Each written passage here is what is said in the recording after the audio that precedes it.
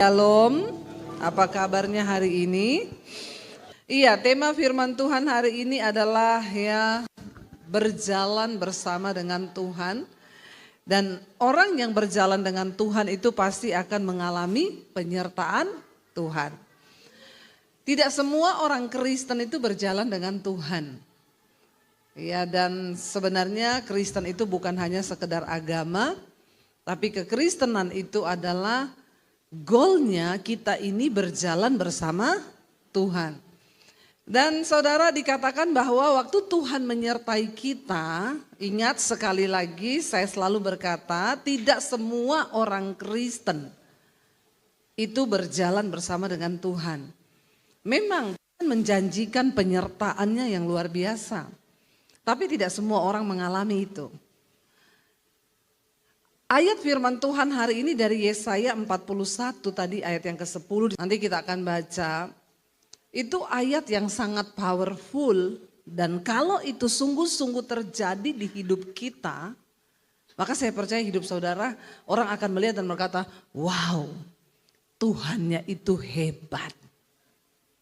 Ya, sehingga hidup kita tidak stuck, tapi ada peningkatan dari tahun ke tahun.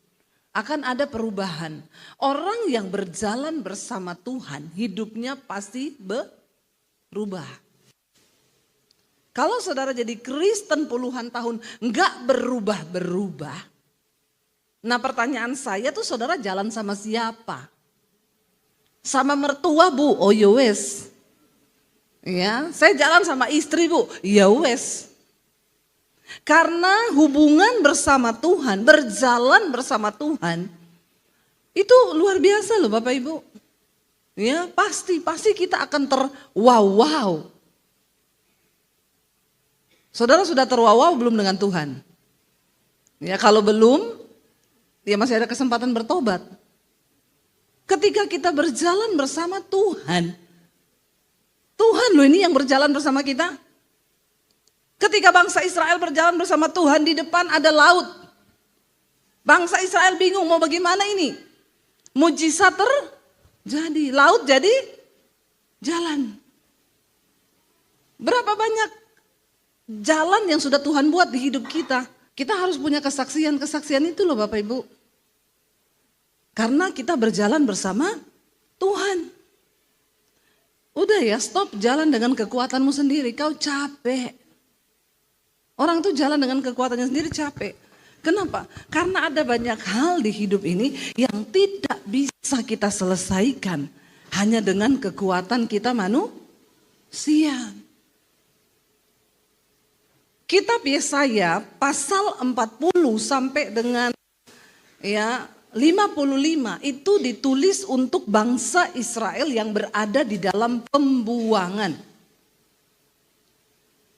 Dan kenapa mereka ada dalam pembuangan? Karena dihukum Tuhan.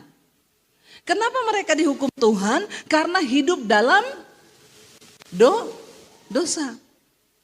Jadi siklusnya bangsa Israel berdosa, dihukum, bertobat, dipulihkan, berdosa lagi, dihukum lagi, bertobat lagi, dipulihkan lagi, berdosa lagi. Itu siklusnya bangsa Israel. Jangan kau tiru, amin. Hidupmu akan berputar-putar di padang gurun. Ya, 40 tahun tidak pernah terjadi apa-apa dalam hidup kita. Kenapa? Cuma terputar-putar. Karena dosa, dihukum, bertobat. Dosa, dihukum, bertobat, dipulihkan. Baru dipulihkan, dosa lagi, dihukum lagi 2 kali lipat. Sehingga hidup kita gak pernah berubah. Cukup loh saudara, cukup bermain-main dengan Tuhan.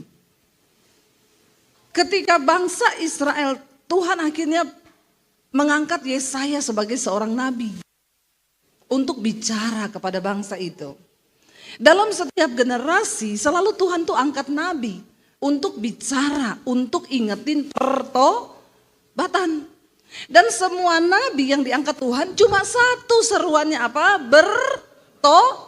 Tobat, itu tok.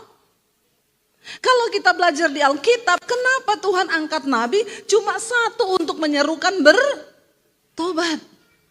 Karena waktu kita bertobat, baru kita bisa mengalami janji Tuhan. Ya, saya bersyukur di hari-hari ini Tuhan angkat saya nih. Saya nggak bilang saya nabi loh ya. Ngaku-ngaku nanti. Tapi Tuhan pakai saya lewat YouTube, lewat media sosial hari-hari ini. Cuma menyerukan satu hal saja.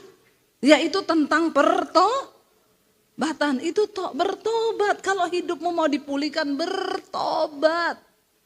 Jangan selingkuh, jangan kepahitan, jangan bersinah, jangan melakukan dosa-dosa. Karena sampai kapanpun juga dosa itu menyebabkan kutuk dalam hidup kita.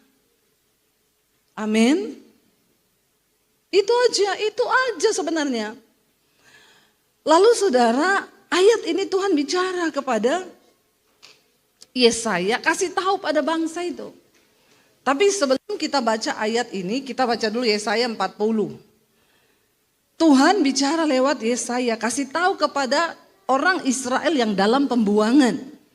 Tuhan izinkan mereka diangkut semua ke Babel, menjadi budak di sana, bekerja di sana. Dan ini keadaan tidak enak sekali loh saudara. Tiba-tiba saudara diangkat dari Sentul, dibawa ya kemana? Dibawa kemana gitu ya, yang dari sini dibawa kemana gitu untuk kerja paksa. Dibawa ke Poso lah, di tanah kelahiran saya. Ya, lalu di sana suruh kerja paksa saudara. 70 tahun loh kerja paksa di sana, kerja sebagai hamba di sana. Itu negeri yang saudara nggak tahu di mana, saudara nggak nyaman. Ya, saya yakin kok kalau kita sudah nyaman tinggal di Sentul, tiba-tiba suruh pindah. Saudara mau nggak? Ya, ibu-ibu sudah nyaman di rumah, suruh-suruh, jangankan pindah. Ya, ibu-ibu itu kalau suruh pergi nginep di rumah anak, ya, benar nggak? Mau sekaya apapun rumah anaknya, ya banyak ibu-ibu yang tidak betah. Kenapa? Ya karena di rumah dia sudah punya kegiatan tiap hari, dia bangun, dia urus ini, urus itu. Kalau di rumah orang kan nggak betah. Bayangkan bangsa Israel, karena mereka berbuat dosa, mereka dihukum Tuhan. Dibawa dalam pembuangan di Babel. Hidupnya terkutuk. Lalu karena mereka bertobat di sana, mereka berseru kepada Tuhan. Tuhan suruh bilang lewat Nabi Yesaya, baca pasal 40 ayat yang pertama. Baca sama-sama, hiburkanlah umatku, demikianlah firman Tuhan. Tenangkanlah hati Yerusalem dan serukanlah kepadanya bahwa apa? Perhambaannya sudah berakhir dan apa? Bahwa kesalahannya telah diampuni sebab ia telah menerima hukuman di tangan Tuhan berapa kali? 2 kali lipat karena segala dosanya. Tuhan itu murka karena dosa. Tapi tidak selama-lamanya dia murka. Waktu kita bertobat, ada belas kasihan Tuhan. Waktu bangsa Israel bertobat di pembuangan, Tuhan menyatakan belas kasihannya. Dia bilang lewat Nabi Yesaya, pergi sampaikan kepada umatku itu, ya, hiburkanlah mereka, kasih tahu pada mereka, tenangkan hati mereka. Ini mereka dalam keadaan tanpa pengharapan, hidupnya susah, tidak ada perubahan nasib. Mereka bekerja sebagai hamba di sana. Lalu saudara, Tuhan bilang Yesaya, hiburkan mereka, tenangkan hati mereka, bilang sama mereka, serukan kepada mereka bahwa perhambaannya sudah berakhir. Kesalahannya sudah diampuni. Karena apa? Karena mereka sudah menerima hukuman dari tangan Tuhan berapa kali lipat? 2 kali lipat. Saya harus menjelaskan ini kepada saudara. Karena banyak orang Kristen sekarang sudah beranggapan kasih karunia hidup ini. Biar dia berdosa, biar dia selingkuh, biar dia bersinah, biar dia melakukan apapun. Pokoknya kasih karunia. Lu siapa? Hello? Tuhan tidak berubah. Sifatnya tetap sama. Dia benci dosa. Nggak bisa menyatu, dosa dengan Tuhan tuh nggak bisa nyatu.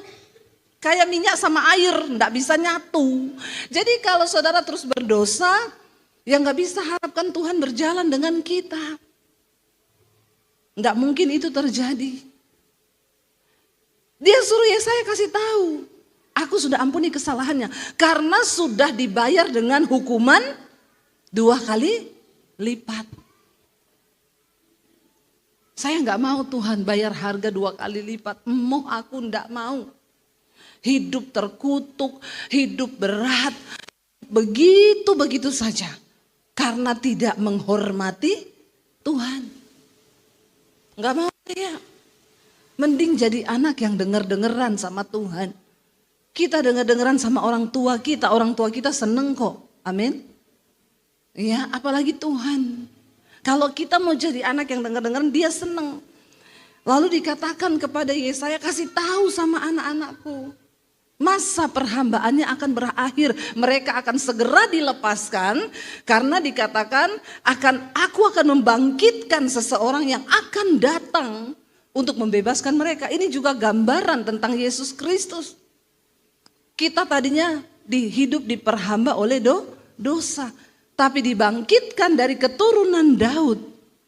Ya, Yesus Kristus datang untuk membebaskan kita. Jadi perjanjian lama itu semua merupakan gambaran dari perjanjian baru. Nggak bisa dipisah.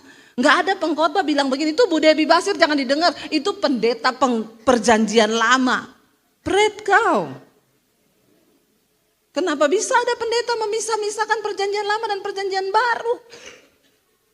Justru dari perjanjian lama lah saya belajar tentang sifat Tuhan. Saya belajar tentang Allah yang kudus itu. Saya belajar tentang hukum-hukum Tuhan itu dari perjanjian lama. Tapi memang tidak ada seorang pun yang bisa diselamatkan kalau hanya melakukan hukum Taurat. Karena yang mampu, tidak ada yang mampu. Kita ini tiap hari berdosa. Makanya Yesus datang. Bukan supaya itu saudara hidup bebas bermain-main dengan dosa, bukan. Oh, darahnya tercurah. Aku bikin dosa hari ini, nanti minta ampun dikuduskan lagi dengan darahnya. Emang kau siapa? Hello? Kok sembarangan sekali ya menghargai darah Kristus itu? Yesus datang mencurahkan darahnya untuk hapus dosa yang tidak bisa dihapus dengan apapun juga. Kecuali darah Kristus itu. Karena Tuhan tahu kita ini akan terus berbuat dosa. Saya masih berdosa gak sekarang? Masih. Tapi saya tidak terikat dalam dosa. Saya masih bisa marah. Ketika saya jengkel sama orang. Saya lagi khotbah di sini, saudara gak konsen. Saya jengkel loh. Tuh orang sana malah bisik-bisikan. Nah, ini saya berdosa nih. Walaupun saya lagi di mimbar. Karena hati saya sudah tidak enak lihat saudara itu tidak menghormati firman.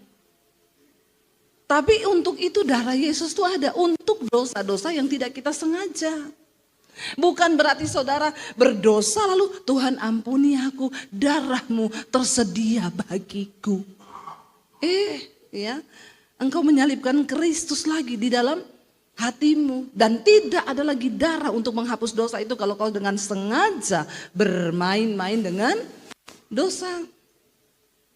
Sebelum saya membahas ayat ini saudara perlu tahu latar belakang. Gunanya kita belajar Alkitab itu kita tahu latar belakang ayat ini ditulis ini dari mana.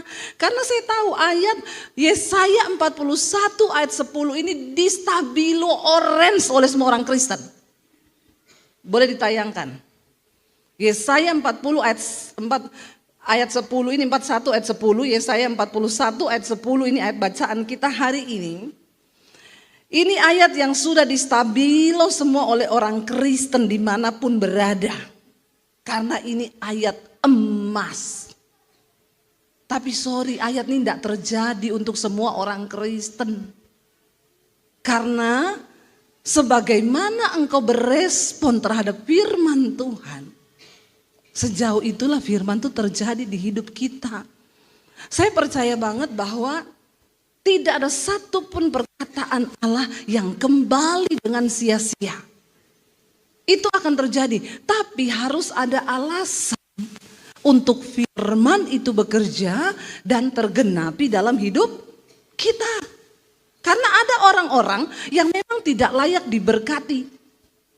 Tapi ada orang yang layak diberkati. Saya kasih contoh. Saya dengan suami pulang ke Solo. Lalu saya lihat di gereja itu ada pemain musiknya. Itu dulu teman kami dulu. Waktu sama-sama masih merintis pelayanan. Saya bilang sama suami saya, kita lama loh gak ketemu dia. Dia masih setia melayani. Nanti kasih dia berkat. Ya. Udah saudara, kita amplopi uang, ya. Bukan sedikit karena kami merasa ini temen dulu, kasihlah, kita kasih di amplop. Lalu saya bilang sama suami, nanti kasihnya setelah ibadah aja biar kita sekalian ngobrol. Waktu kami masuk ke ruang ibadah, dia makan di kantin. Ketawa-ketawa sama teman-teman yang lain. Saya bilang, oh dia datang kok. Nanti aja, jadi kita, nanti ketemu ya, oh iya. Selesai ibadah, saya cari dia karena mau ngasih amplop nih, mau ngasih berkat. Kok dia enggak ada ya? Lalu kami tanya sama pemimpinnya di situ, tim PPW. Itu yang pemain musik, saya lihat dia tadi di bawah, mana ya? Oh dia enggak ikut ibadah Bu, kenapa? Karena hari ini dia enggak tugas. Dia kalau enggak tugas, dia enggak pernah ikut ibadah. Cuma kalau tugas. Dalam hati saya, orang kok tidak menghormati Tuhan ya. Makanya Tuhan juga tidak rela berkat itu tak kasihkan buat dia. Jadi saya bilang tidak usah dikasih. Memang orangnya tidak layak diberkati. Karena tidak pelayanan datang ke gereja cuma makan di kantin. Tapi pulang tidak ikut ibadah. Karena katanya dia tidak tugas hari itu. Model-model begini biar kau pelayanan siang malam. Biar kau percuma. Tidak akan diberkati hidupmu karena kau tidak berjalan bersama Tuhan. Dia cuma ibadah karena mungkin dapat amplop kalau pelayanan tuh. Tapi kalau enggak dia enggak ikut katanya. Satu lagi contoh. Saya itu pesan sama orang rumah saya. Setiap kali Gojek atau Grab datang kasih sembako. Karena di rumah saya itu banyak paket sembako. Dari dulu kami melakukan itu sejak pandemi. Satu kali kita pesan Grab mau nganter apa sesuatu gitu. Sopir abangnya Grab itu datang. Orang saya keluar bawa 2 kresek dong. Satu yang paket diantar, 1 paket sembako untuk dia. Begitu keluar bawa kresek 2, marah-marah tukang ojeknya. Kok 2 plastik mas? Saya nggak mau ya. Itu berat banget loh. Bahaya nanti kalau saya bawa saya bisa celaka. Saudara lihat. Orang kalau hanya fokus kerja untuk uang, modelnya begini nih, enggak ada sedikit pun nilai ibadah dalam kerjanya. Itu yang Alkitab bilang, carilah Tuhan, carilah kerajaan Allah dan kebenarannya, semua itu ditambahkan padamu. Saya tahu maksudnya dia mungkin kalau 2 ya lu tambah dong duit buat saya toh. Ya, masa juga kan bisa ngomong baik-baik. Oh mas 2 toh, ini kan saya pesannya cuma 1 paket loh, tambahin ya. Jangan seujon. Ini kan model-model orang seujon begini tidak diberkati. Enggak loh, saya enggak mau loh ya, itu berat, bahaya kalau saya bawa bisa celaka. Jadi orang rumah saya bilang, oh iya pak, ini sebenarnya memang cuma 1, ini yang harus masnya bawa. Ini paket sembako buat abangnya, tapi nanti abangnya celaka kan, jadi enggak jadi. Enggak jadi ya maaf. Oh itu untuk saya, bisa mas, enggak usah. Ketemu orang rumah saya juga agak-agak. Ya, jadi lihat saudara, lihat tidak semua orang itu layak untuk menerima janji dan berkat dari Tuhan. Kalau kau tidak pakai standar firman Tuhan, firman itu bukan tidak terjadi karena firman tidak berkuasa. Karena kitanya ini tidak layak diberkati. Ternyata memang saya baru sadar, oh ada loh orang-orang yang layak diberkati, ada yang tidak. Tapi kalau kita berkenan sama Tuhan, mau orang halangi berkat kita bagaimanapun juga, Tuhan tahu menakar. Takarannya itu bagi orang-orang yang layak. Orang tutup pintumu di A, Tuhan bisa buka di B lebih besar, katakan. Amin, saudara. Nah, ayat ini berkata, kita baca bersama, Tuhan suruh Yesaya bicara sama orang-orang Israel yang ada di pembuangan dalam keadaan lemah, tidak punya pengharapan, sedih, tertekan, bingung, bimbang. Firman ini datang, baca bersama, janganlah takut, ya, dikatakan di sana. Janganlah takut. Kita baca mulai ayat 8 dulu deh, ayat 8, 9 dan 10, ya. Di sana dikatakan kalau saudara lihat judul perikopnya di sana adalah Israel sebagai hamba Tuhan. Ini Yesaya 41 ayat 8 sampai 10, Israel hamba Tuhan. Hanya terjadi bagi hamba Tuhan ayat ini. Kita Israel rohani, tapi tidak semua kita hamba Tuhan. Siapa hamba Tuhan itu? Bukan pendeta. Hamba Tuhan adalah orang yang taat sama Tuhan. Jadi saudara juga termasuk hamba Tuhan kalau taat sama Tuhan. Nah, coba bilang kanan kirimu, kamu tuh hamba Tuhan, lo bilang. Ya. Kalau dia nggak taat bilang aja insya Allah gitu ya. Kan mudah-mudahan gitu ya. Jangan terlalu pede juga karena Tuhan tahu kita kok. Banyak orang Kristen itu terlalu pede. Wah, aku percaya Tuhan menyertai, Tuhan memberkati, malaikat disuruh gini. Pret. Ya, Tuhan tahu kok siapa milik kepunyaannya, dia tahu kok. Dia tahu dan sangat tahu. Dan dia menyertai orang-orang milik kepunyaannya itu. Ayat 8 berkata begini. Tetapi engkau hai Israel, hambaku hai Yakub yang telah kupilih, keturunan Abraham yang kukasihi. Kita ini semua secara rohani keturunan Abraham. Orang yang dipilih Tuhan. Bilang lagi kanan kirimu, kamu tuh dipilih Tuhan loh. Bilang ya. Kalau dia nggak respon bilang, dipilih Tuhan loh kau itu. Ya, bilang lagi, jangan sia-siakan loh pilihan Tuhan atas kau. Bilang begitu. Ya, supaya saling mengingatkan kita ini. Dikatakan begini, engkau yang telah kuambil, ayat 9, dari ujung-ujung bumi yang telah kupanggil dari penjuru-penjurunya. Aku berkata kepadamu, engkau hambaku, aku telah memilih engkau dan tidak menolak engkau. Ini ayat juga yang saya dapatkan saudara. Bayangkan tadinya keselamatan itu hanya untuk Israel. Tapi karena mereka tidak taat, Tuhan beri keselamatan itu bagi semua umat manusia. Termasuk kita ini yang dari ujung-ujung bumi. Bayangkan dari timur tengah sana Israel. Sampai ke Sentul ini ujung bumi kan. Jauh enggak? Dari ujung-ujungnya loh kita dipanggil. Jauh loh saudara, kita ini dipanggil Tuhan. Aku telah memilih engkau dan tidak menolak engkau. Ya, kita ini sudah dipilih Tuhan, Tuhan tidak tolak. Ayat 10 baru berkata di sana apa? Janganlah takut sebab aku menyertai engkau, janganlah bimbang sebab aku ini Allahmu, aku akan meneguhkan bahkan menolong engkau, aku akan memegang engkau dengan tangan kananku yang membawa kepada kemenangan. Wow enggak? Wow, ini berjalan bersama Tuhan. Yang pertama, jangan takut. Karena orang yang takut pasti tidak percaya Tuhan. Waktu kau takut berarti engkau sedang tidak percaya Tuhan. Orang yang takut berarti sedang tidak beriman. Jadi jangan takut. Apapun keadaan kita, belajar untuk mempercayai Tuhan lebih dari ketakutan kita. Percaya saja. Saudara, mengalahkan roh ketakutan itu tidak gampang. Tapi kalau kita beriman, percaya, Tuhan bilang janganlah takut sebab aku menyertai engkau. Dalam segala keadaan Tuhan menyertai kita, amin. Dan janganlah bimbang. Takut itu sudah pasti lebih besar dari bimbang. Kalau bimbang itu masih ada percaya tapi agak ragu gitu. Ini benar enggak Tuhan? Jangan bimbang sebab aku ini Allah.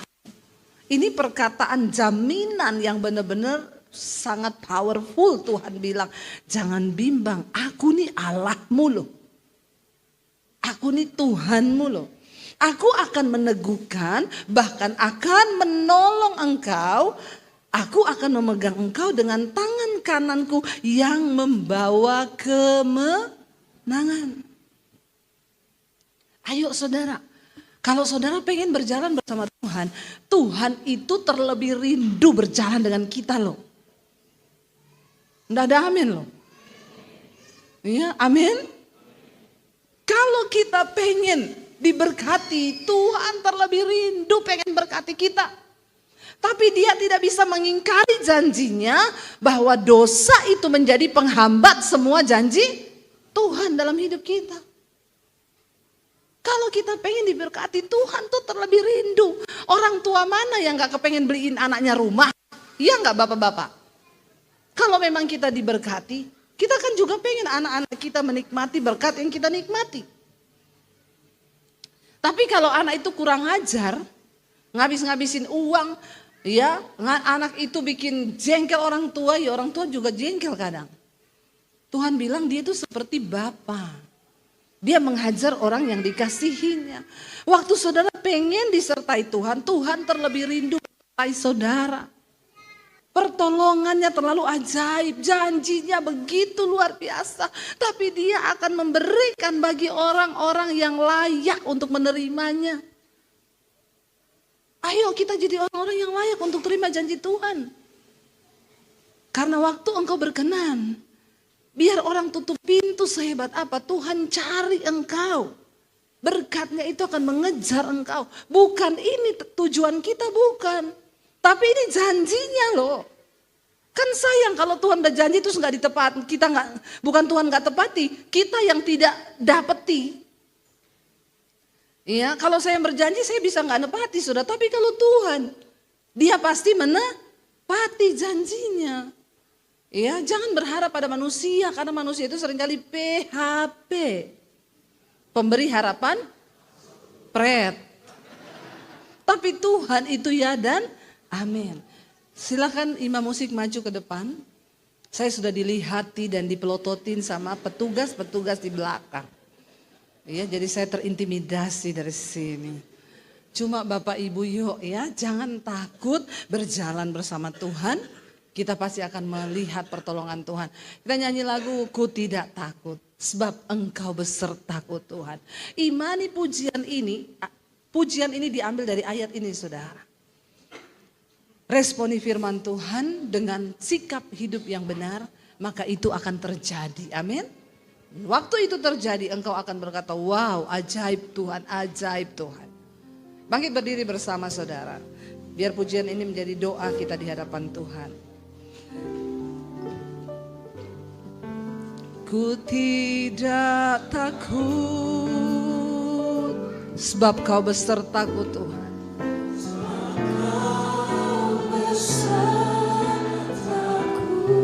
Ku tidak bimbang sebab engkau Allahku. Amin. Yes Lord. Sebab engkau Allahku. Engkau meneguhkanku bahkan menolongku. Meneguhkanku bahkan menolongku.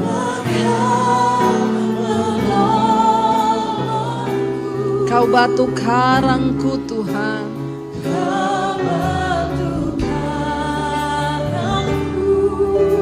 Amin.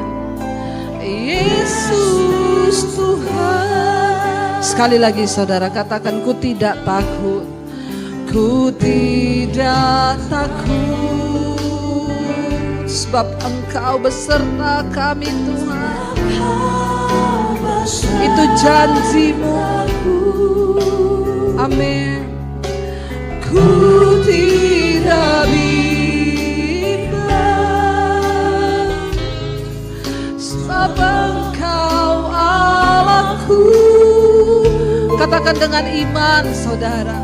Engkau meneguhkanku bahkan menolongku Tuhan. Kau batu karangku, Kau batu karangku. Yesus Tuhan, Yesus memegangku,